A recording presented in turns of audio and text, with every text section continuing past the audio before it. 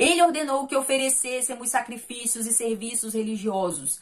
Aqueles, portanto, que fazem suas oferendas na época estabelecida, conseguem a aprovação e a bênção dele. Eu estou dando ênfase em tudo que tem a ver com sacrifício. Esse livro da Igreja Primitiva, esse registro da Igreja Primitiva, está recheado da linguagem simbólica do Antigo Testamento no culto cristão.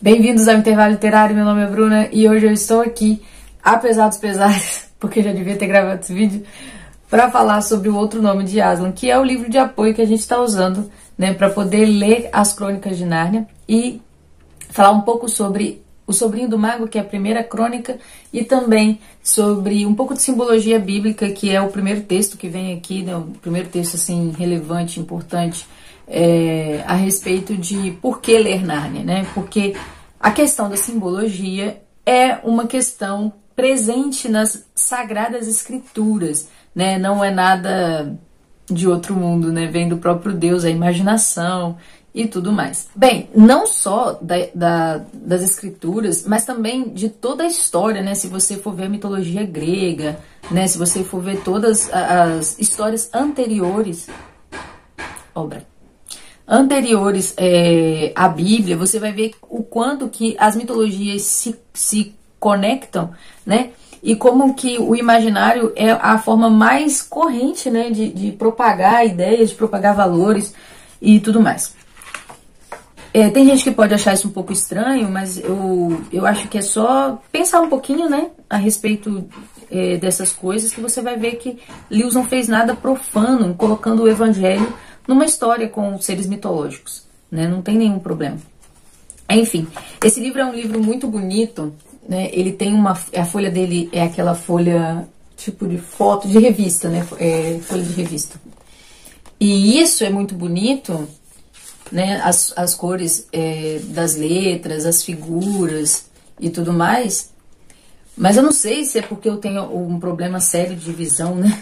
Eu tenho os dois problemas, astigmatismo e miopia. Quando chega numa situação dessa aqui, fica assim, é bom de ler, sabe? Preto no branco. Agora, quando chega numa situação, cadê? Que a folha é vermelha e a letra é vermelha também. Lá é um fundo marrom e a letra também é marrom, tá vendo? Isso me deu um nervoso tão grande. Veio um mapa de Nárnia junto com ele. Tá vendo? Pra gente entender. Lewis falava, né, que uma boa história começa com um bom mapa. Não sei se era Lewis ou era o Tolkien, mas aqui tem um mapa direitinho pra você saber aonde está o guarda-roupa, aonde está o lampião e tudo mais. No capítulo 2 aqui vem a questão da simbologia bíblica. Nessa simbologia bíblica eu fiz várias anotações a respeito do que parece que os autores deixaram passar, sabe? Porque quando você vai falar de simbologia bíblica, ela não é uma coisa do Antigo Testamento que acaba no Novo Testamento. Não é porque Jesus veio que a simbologia acabou, né? Acredito que, mais do que isso, Jesus ressignifica todas as coisas e transcende todo o símbolo do santuário. Porque ele começa falando exatamente isso, a simbologia do santuário israelita e também do Apocalipse, que se cumprem em Jesus. E aí, depois de explicar todo o santuário lá, né, dos israelitas, ligando com o Apocalipse, ele diz o seguinte, que Jesus cumpriu todas essas coisas e acabou. E é essa situação que me deixou assim um pouco encafifada, porque o simbolismo do santuário continua vivo. Quem é católico sabe disso. A missa é um culto ritualístico e também sacrificial que não acabou, né? E nem Jesus mandou que acabasse, Jesus mandou que fizesse, que continuasse fazendo a Páscoa e o sacrifício de forma muito mais livre do que no Antigo Testamento, porque agora não só o sumo sacerdote participa do sacrifício, como todos nós participamos na missa junto com o sacerdote. E eu trouxe até um outro livro aqui, ó, Jesus e as Raízes Judaicas da Eucaristia, que foi publicado pela Eclésia e do Brent Pitre, com o prefácio do Scott Hahn. E nesse livro, por que eu estou falando desse livro? Porque ele traz aqui toda a simbologia presente no Antigo Testamento, que vai migrar para o Novo Testamento de uma forma assim, provando mesmo por A mais B, sabe? Não saber isso aqui, não entender isso aqui, faz com que frases como essa, talvez surja uma pergunta: por que não vemos mais esse santuário terrestre em nossos dias? Ora, você não vê, né? Mas é porque não quer ver, né? O que aconteceu com ele? Todo o simbolismo do santuário se cumpriu na vida e na morte de Jesus. Mas uma coisa se cumprir não quer dizer que ela acabou. O santuário terrestre era uma ilustração do que aconteceria. Tudo que estava previsto nele já aconteceu. Mas enfim, vamos falar de Sobrinho do Mago. Sobrinho do Mago é a história que não foi escrita primeiro, mas ela é na linha cronológica da história, a primeira, onde duas crianças, né, o Diggory e a Polly, vão descobrir uma forma de passar para outro mundo.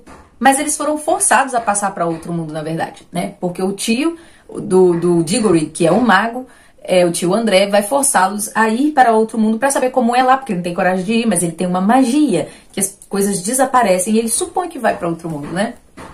E aí a Polly acaba indo para lá por um motivo qualquer. Eu não vou dar spoiler aqui nesse vídeo, mas na live que a gente fez no livro de teologia tem todos os spoilers, e aí eu sugiro que você leia primeiro a história e depois vá lá. Mas aí o Diggory tem que ir atrás da Polly para poder resgatá-la. E lá eles descobrem que existem muitos outros mundos. E eles vão visitar um mundo que está em decadência, vão conhecer uma feiticeira, que quem conhece o filme sabe de que feiticeira eu estou falando, e tudo mais. E numa dessas viagens eles vão acabar na construção de Nárnia. Olhe bem, né? Quando Aslan está formando Nárnia, essas crianças e outras pessoas estão lá. E aí você vai ver toda a simbologia da criação, da queda, figuras sobre oração, sobre redenção, tá tudo lá, né? E é interessantíssimo como o Lewis faz isso de forma brilhante.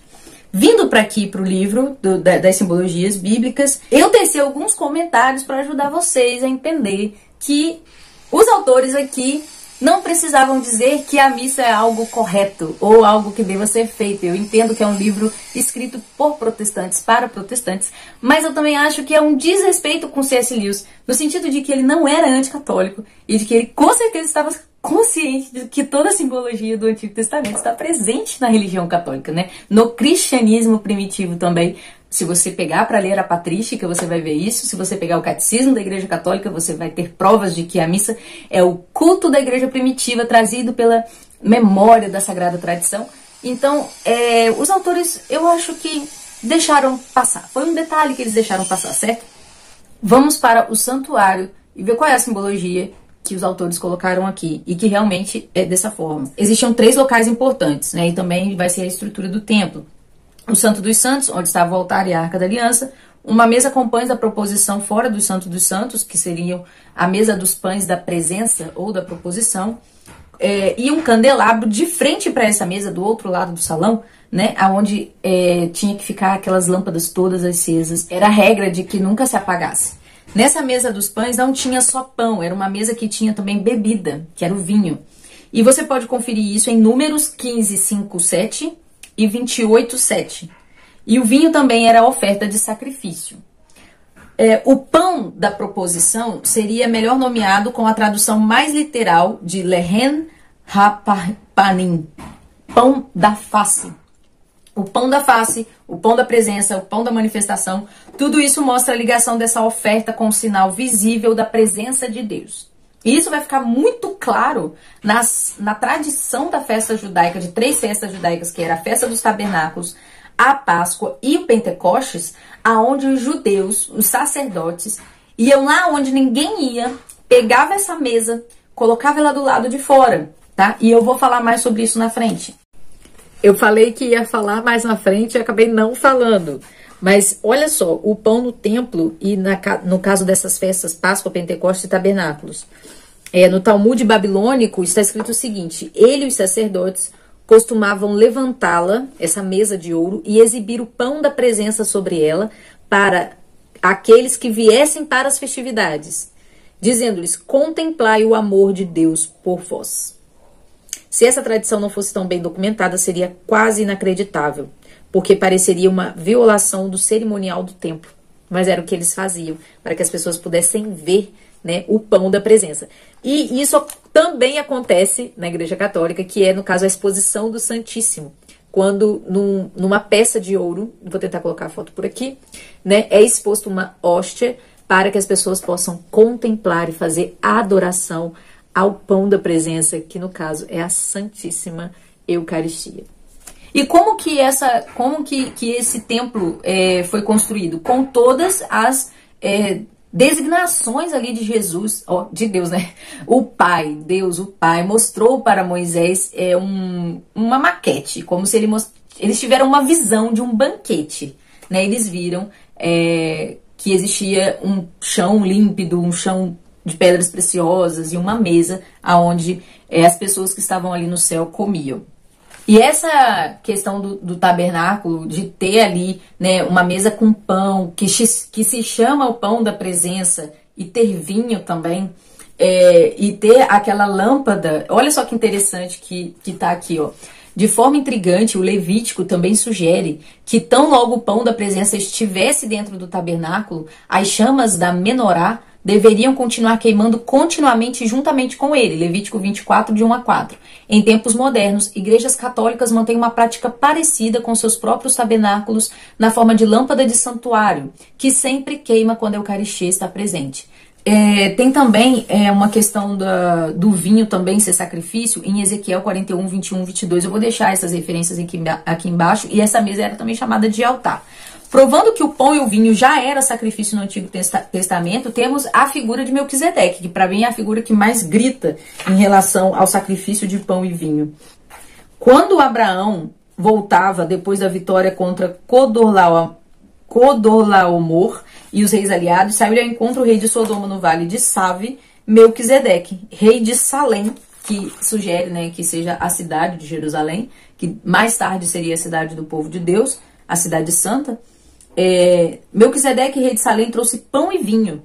E, como sacerdote de Deus Altíssimo, abençoou Abraão, dizendo: bendito seja Abraão pelo Deus Altíssimo, Criador do céu e da terra. E bendito seja o Deus Altíssimo, que entregou os teus inimigos em tuas mãos. E Abraão entregou-lhe o dízimo de tudo, tá? No caso, é um sacerdote de uma ordem que não é a ordem de Arão, porque não é ainda a época, é mais pra frente isso, mas ele já é sacerdote. Esse homem no caso, o que vai dar origem ao sacerdócio de Davi também, e ao sacerdócio de Cristo, porque Davi e seus filhos eram também sacerdotes da época da ordem de Melquisedeque, tá? E aí Jesus, e isso lá em Hebreus fica muito claro, né? O autor de Hebreus fala claramente que Jesus é sacerdote sim, mas não da ordem de Arão, mas da ordem de Melquisedeque, e o sacrifício da ordem de Melquisedeque é pão e é vinho. Melquisedeque, rei de Salém, trouxe pão e vinho. O rabino Samuel ben Nahum disse: ele o instruiu nas leis do sacerdócio com pão, aludindo ao pão da presença, e vinho como libações. Os rabinos disseram: ele revelou a Torá para si, conforme está escrito: vinde comer do meu pão e beber do vinho que preparei para vós. Na última ceia, Jesus oferece aos discípulos algo diferente. Na Páscoa, e eu não vou explicar isso aqui detalhadamente, porque o ritual da Páscoa na época de Jesus era um ritual longo, né? E se você tiver curiosidade de saber como que é isso, eu vou deixar alguns vídeos aqui embaixo onde você pode conferir, ou você pode comprar o livro do Brent para você poder, né, ler isso com mais cuidado. E na hora de comer o cordeiro, Jesus não oferece cordeiro aos discípulos, ele oferece pão e oferece vinho. Esses vídeos que estão aqui embaixo, eles vão falar ali do quarto cálice, que tanto é um capítulo aqui desse livro, quanto é também o título de uma pregação do Scott Hahn, uma pregação emocionante a respeito da última ceia. Para fazer de uma longa história uma história curta, a simbologia da Bíblia não é um recurso literário didático apenas. Como disse Aslan, as coisas funcionam de acordo com o que são. Nada que Deus faz se perde no tempo, e quando o próprio Cristo se oferece na última ceia, ele não faz de todas essas regras coisas menores, e daí elas somem para nunca mais terem lugar na vida do povo de Deus, tá? Então essa pergunta aqui na página 41, talvez surja uma pergunta, porque não vemos mais esse santuário terrestre em nossos dias, é uma pergunta ruim. A pergunta certa seria: será que esse santuário e toda essa simbologia ainda existem? E a resposta seria sim, ainda existem.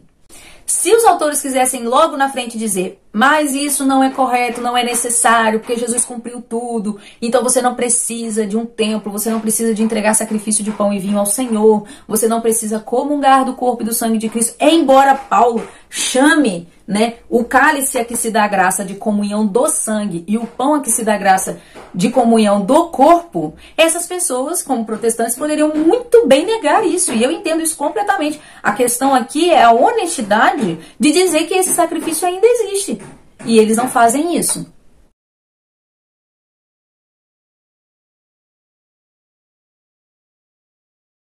Em 1 Coríntios 5, de 7 a 8, Paulo liga diretamente Jesus com a Páscoa, o Cordeiro Pascal. E a ordem de Jesus era de que sempre se fizesse isso, sempre se fizesse aquilo de dar a graça sobre o pão, graça sobre o vinho, e que as pessoas comessem, tomassem, né, do seu sangue e do seu corpo para a comunhão com ele. E em João 6, quando você lê profundamente a ideia de que isso era necessário ao povo de Deus, né, para se ter vida eterna. Aquele que come do meu corpo, aquele que não come do meu corpo, não bebe do meu sangue, não tem vida em si mesmo.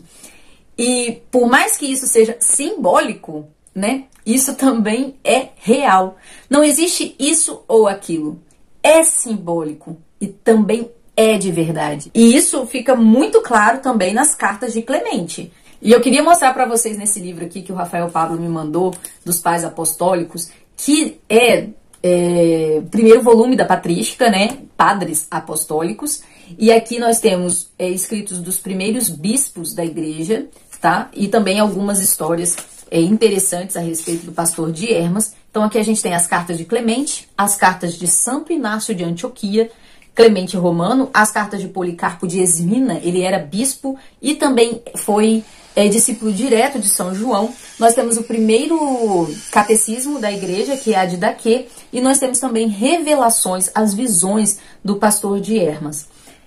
E aí, quando você vai ler esses primeiros anos, né, aqui bem na época, entre, né, o século I e o século II, você vai ver como que era já o culto da igreja primitiva. E o que eu quero destacar aqui é que esse não são escritos de uma igreja que as pessoas costumam dizer, né, que a igreja católica foi fundada por Constantino, mas isso foi lá em 300. Aqui é 96, 110, né, e São João, por exemplo, morreu mais ou menos ali no ano 110 depois de Cristo. Então você veja que aqui nós estamos realmente na época dos padres apostólicos, dos pais apostólicos que tiveram, né, contato direto com os apóstolos. Então vamos lá, na carta de São Clemente, a primeira carta de São Clemente, no artigo 49, ele diz o seguinte. Gente, eu errei, é no artigo 40. É até interessante que esse livro, como veio do Rafael, ele sempre vem com uns comentáriozinhos do Rafael aqui. E aí ele diz o seguinte: agora que isso está claro para nós e já espreitamos as profundezas do conhecimento divino, somos obrigados a cumprir ordenadamente o que o mestre nos mandou fazer nos tempos adequados que ele estabeleceu. Isso aqui é um bispo dando uma ordem. Ele ordenou que oferecêssemos sacrifícios e serviços religiosos e exigiu que isso fosse feito não de um modo descuidado e desordenado, mas em épocas e estações por ele estabelecidas. Ele mesmo determinou por sua suprema vontade onde e por quem eles devem ser executados, para que tudo fosse feito de modo santo e com sua aprovação, e fosse aceitável à sua vontade. Aqueles, portanto, que fazem suas oferendas na época estabelecida, conseguem a aprovação e a bênção dele. Eu estou dando ênfase em tudo que tem a ver com sacrifício, tá bom, gente? Pois eles seguem as ordens do mestre e não fazem nada errado. Obrigações particulares são atribuídas ao sumo sacerdote e lugares especiais são designados aos sacerdotes, ao passo que aos levitas são atribuídas tarefas específicas e os leigos devem obedecer ao código dos leigos. E ele fala tudo isso sempre dizendo o seguinte: sigam a ordem do bispo, não se apartem do bispo, porque aquele que não está em comunhão com o bispo, não está em comunhão com a igreja, não faz parte do corpo de Cristo. Muitas e muitas vezes durante esse livro, o Rafael marca nesse livro assim, clericalismo. Exatamente. Esse livro da igreja primitiva, esse registro da igreja primitiva, está recheado da linguagem simbólica do Antigo Testamento no culto cristão.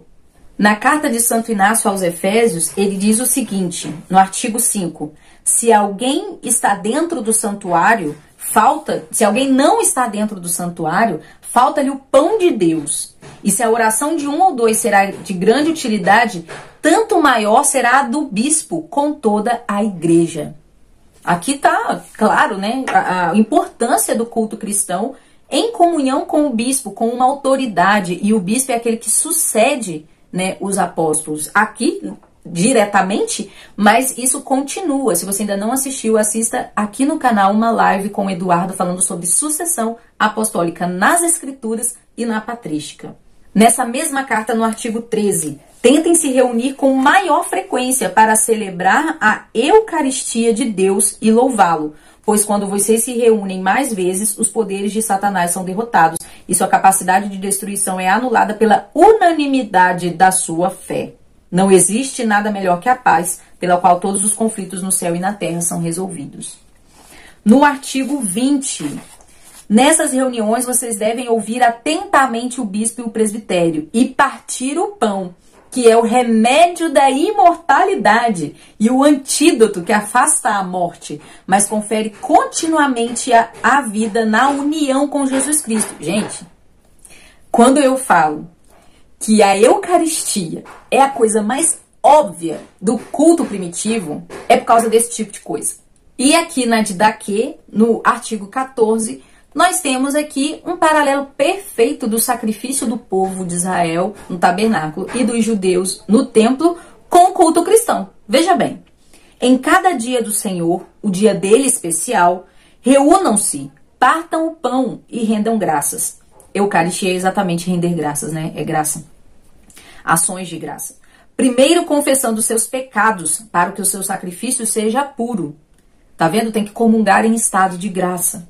Quem estiver em litígio com seu vizinho não deve juntar-se a vocês antes de se reconciliar, para que o sacrifício de vocês não seja manchado. Não seja manchado.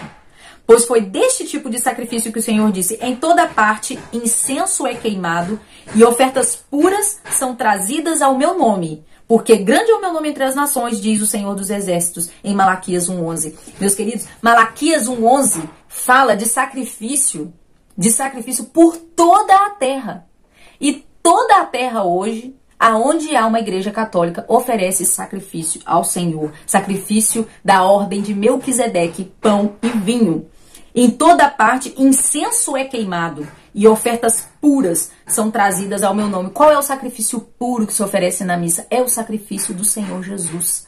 E ele se faz presente na hóstia consagrada. E é essa hóstia que se oferece ao Senhor novamente para que nós possamos participar disso e comer o pão que é o remédio da imortalidade. O pão que desceu do céu. Certo?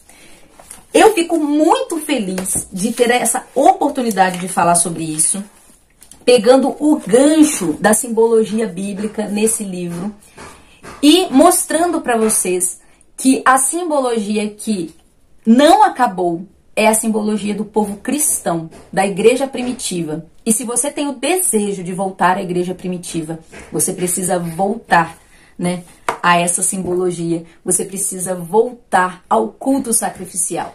Então eu fico aqui muito feliz de indicar para vocês essa literatura, né? Jesus, as raízes judaicas da Eucaristia e também Pais Apostólicos. Eu acho melhor você comprar a edição da Paulus, porque ela tem uma linguagem um pouco mais confiável. Eu vou falar sobre isso quando eu fizer a resenha aqui do Pais Apostólicos, que deve ser em breve, tá bom? Então um abraço, deixem o seu like e se inscrevam no canal.